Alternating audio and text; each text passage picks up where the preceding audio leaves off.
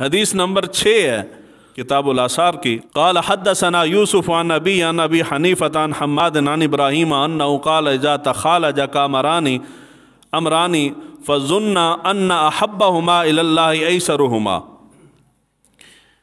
کہتے ہیں کہ دو باتوں میں اگر تمہیں خلجان ہو، بات سمجھ نہ آ رہی ہو تو کہ ان دونوں میں سے کون سی چیز اختیار کروں، تو کہتے ہیں کہ وہ چیز اختیار کرو وہ تمہارے لیے فائدہ مند ہے کہ جو زیادہ آسان ہو۔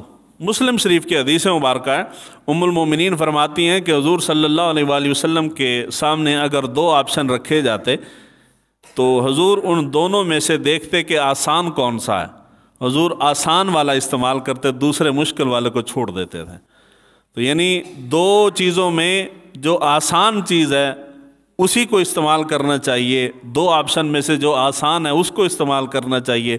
حضور صلی اللہ علیہ وآلہ وسلم کو پسند بھی یہی ہے، اللہ تعالیٰ کی رضا بھی اسی میں ہے، اور ہر آسان کام میں اللہ تعالیٰ جو ہے وہ فضل بھی فرماتا ہے، اسی میں برکت بھی آتی ہے۔